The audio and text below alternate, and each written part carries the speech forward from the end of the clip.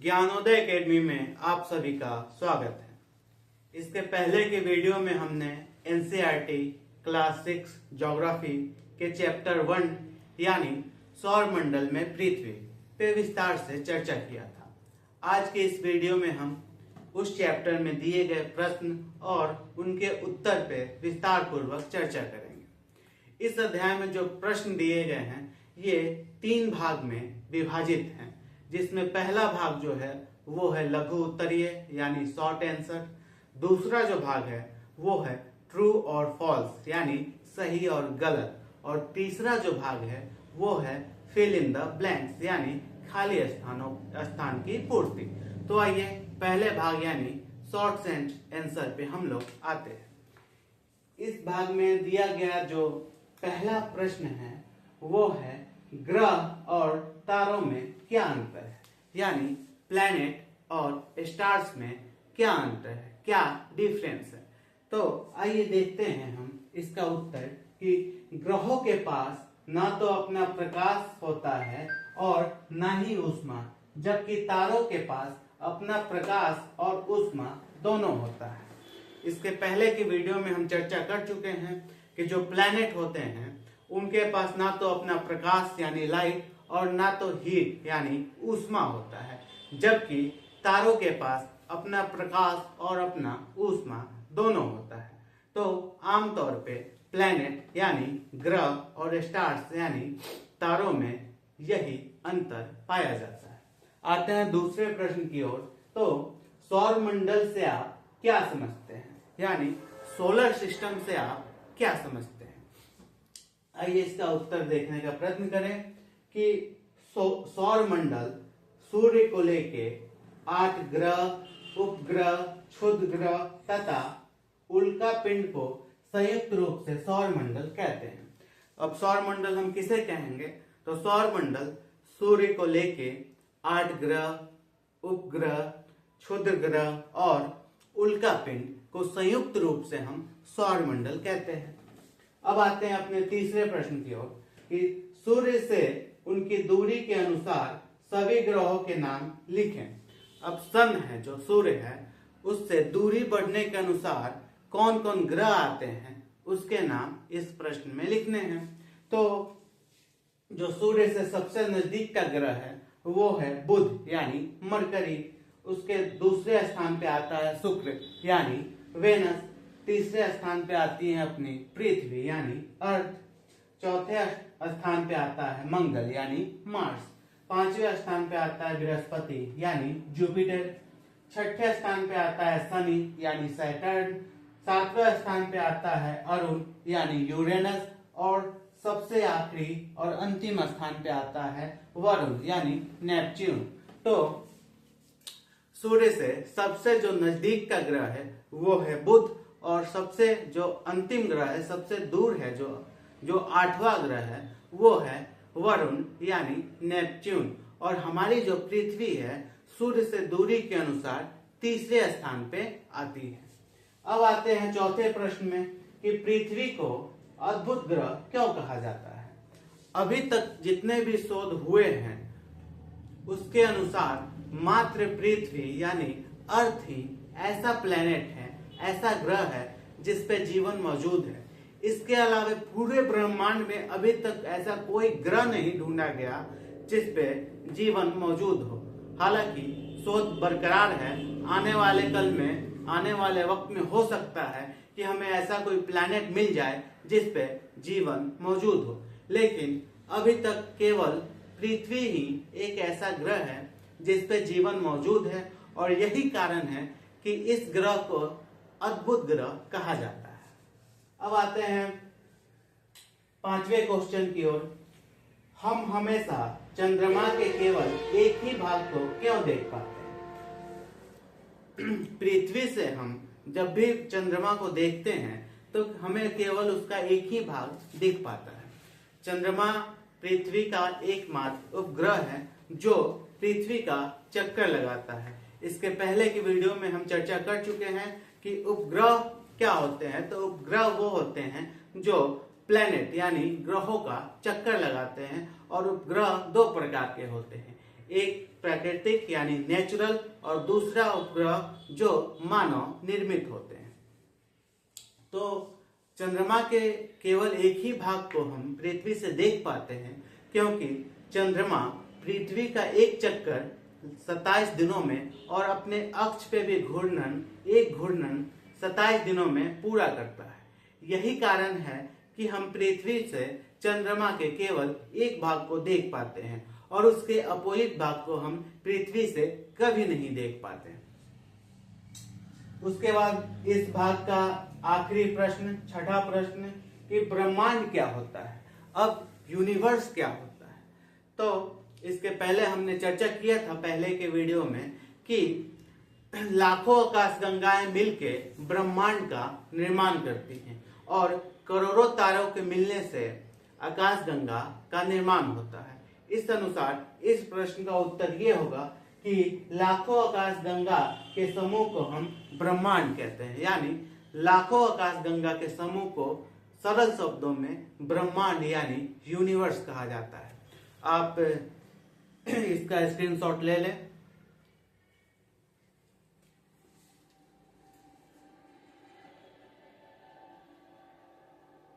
पहले हमने लघु उत्तरीय प्रश्न के उत्तर पर चर्चा किया। अब हम इसके दूसरे भाग यानी टिक द करेक्ट आंसर पे आते हैं। इसमें आपको प्रश्न दिए गए होंगे और उस प्रश्न के नीचे कुछ ऑप्शंस दिए गए होंगे। उन ऑप्शंस में से आपको जो सही उत्तर होगा उस पे सही का निशान यानी ऐसा निशान लगाना होता है। तो चलिए इस भाग में दिया गया जो सबसे पहला प्रश्न है उस पे हम आते हैं कि किस ग्रह को पृथ्वी के जुड़वा ग्रह के नाम से जाना जाता है। ऐसा कौन सा ग्रह है जिसको पृथ्वी का जुड़वा ग्रह कहा जाता है, यानी पृथ्वी का ट्विंस कहा जाता है। तो आइए हम एक डायग्राम की सहायता से देखते हैं कि ये हमारी हो गई पृथ्वी यानी अर्थ, और ये हमारा हो गया शुक्र यानी वेनस। इन दो ग्रहों को यानी शुक्र ग्रह को पृथ्वी का जुड़वा ग्रह कहा जाता है। ऐसा क्यों कहा जाता है? क्योंकि शुक्र ग्रह का जो द्रव्यमान है और उसका जो आकार है वो लगभग पृथ्वी के आकार के समान ही है, इसलिए शुक्र ग्रह को पृथ्वी का जुड़वा ग्रह कहा जाता है। तो यहाँ आपके सामने 3 ऑप्शन दिए गए हैं इस प्रश्न के लिए कि किस ग्रह को पृथ्वी के जुड़वा ग्रह के नाम से जाना जाता है। जहाँ आपके ऑप्शन हैं बृहस्पति, दूसरा ऑप्शन शनि और तीसरा ऑप्शन शुक्र यानी वेनस। तो इस अनुसार जो शुक्र ग्रह है उसको पृथ्वी का जुड़वा ग्रह कहा जाता है। अब आते हैं अपने दूसरे प्रश्न की ओर कि सूर्य से तीसरा सबसे नजदीक ग्रह कौन सा है, यानी सूर्य से बढ़ती दूरी के अनुसार तीसरे स्थान पे कौन सा ग्रह आता है। तो आइए एक डायग्राम से हम समझने का प्रयत्न करें। ये रहा हमारा सन, ये रहा सूर्य से सबसे नजदीक का ग्रह बुध, ये रहा दूसरा सबसे नजदीक का ग्रह शुक्र, और ये रही हमारी तीसरे स्थान पे यानी सूर्य से बढ़ती दूरी के अनुसार तीसरा जो ग्रह है वो हमारी पृथ्वी है यानी अर्थ है। तो इस प्रश्न के अनुसार जो सूर्य से तीसरा सबसे नजदीक का ग्रह होगा वो होगा पृथ्वी। अब आते हैं तीसरे प्रश्न की ओर कि सभी ग्रह सूर्य के चारों ओर किस प्रकार के पथ पर चक्कर लगाते हैं। अब जो प्लैनेट हैं वो तारों का चक्कर लगाते हैं। अब सूर्य भी एक तारा है और सौर मंडल में उपस्थित 8 ग्रह सूर्य का चक्कर लगाते हैं। आखिर ये जो है किस पथ पर यानी कैसे पथ पे सूर्य का चक्कर लगाते हैं। तो आइए डायग्राम की सहायता से हम समझने का प्रयत्न करें। ये रहा सूर्य जो हमारे सौर मंडल का मुखिया होता है, और ये मान लिए हमने कि ये हमारी पृथ्वी है जो सूर्य का चक्कर लगाती है। तो इसका जो चक्कर लगाने का पथ होगा ये दीर्घवृत्ताकार पथ होता है जिसपे पृथ्वी या प्लैनेट सन का चक्कर लगाते हैं। तो इस प्रश्न के अनुसार इन तीनों ऑप्शंस में से जो ऑप्शन सही होगा वो होगा दीर्घवृत्ताकार पथ, यानी प्लैनेट जो है वो सन का दीर्घवृत्ताकार पथ पे चक्कर लगाते हैं। अब आते हैं अपने अगले प्रश्न की ओर।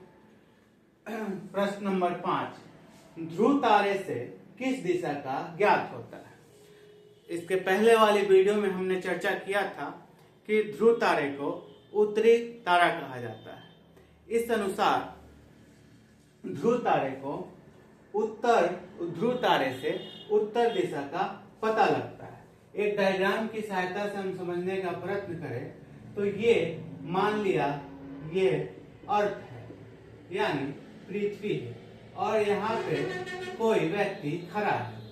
ये यहाँ से अगर एकदम अपने 90 डिग्री के एंगल बना के सीधा देखे तो हमें ध्रुव तारा यहाँ दिखाई देगा, यानी नॉर्थ दिशा में दिखाई देगा।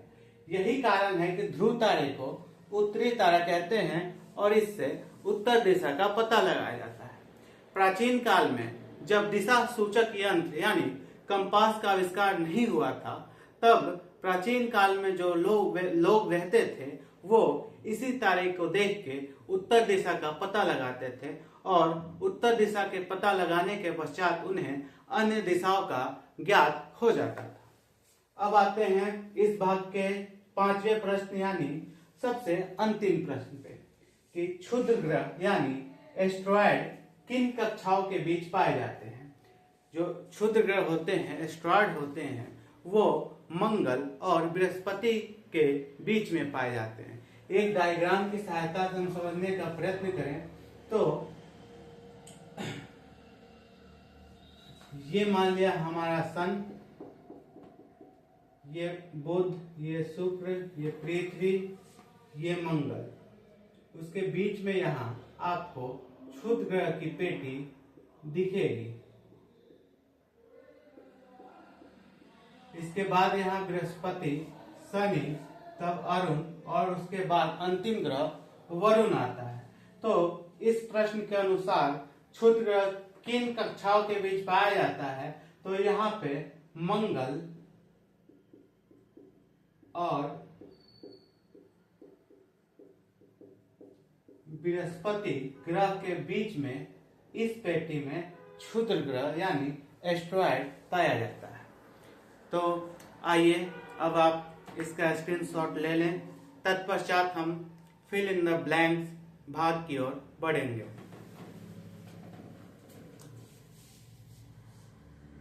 इसके पहले हमने लघु उत्तरीय प्रश्न के उत्तर पे चर्चा किया, तत्पश्चात हमने टिक द करेक्ट आंसर पे चर्चा किया, और अब आखिर में हम इस अध्याय में दिए हुए गए प्रश्न यानी तीसरे भाग जो कि है फिल इन द ब्लैंक्स की ओर बढ़ते हैं और उसे बनाने का प्रयत्न करते हैं। तो इस अध्याय यानी सौर मंडल में पृथ्वी के 3 प्रश्नों की सूची में ये सबसे अंतिम भाग है जो फिल इन द ब्लैंक्स है, और इसमें जो सबसे पहला प्रश्न दिया गया है वो है डैश का एक समूह जो विभिन्न प्रतिरूपों का निर्माण करता है उसे डैश कहते हैं। तो यहाँ जो सुटेबल शब्द होंगे वो होंगे, पहले तो आ जाएगा तारों, और दूसरा जो शब्द आएगा वो आएगा नक्षत्र मंडल।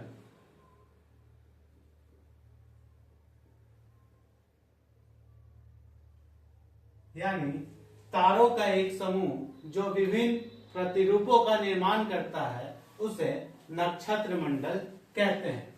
अब आते हैं दूसरे प्रश्न की ओर कि तारों की एक बहुत बड़ी प्रणाली को डैश कहा जाता है। तो यहाँ जो सुटेबल वर्ड है वो होगा आकाश गंगा।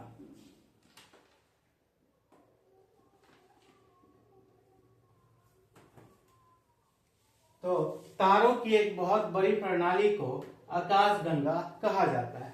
जो तीसरा प्रश्न है वो है कि डैश पृथ्वी के सबसे करीब है। अब यहाँ जो सुटेबल शब्द आएगा, जो इस खाली स्थान को भरेगा, वो होगा चंद्रमा या चांद।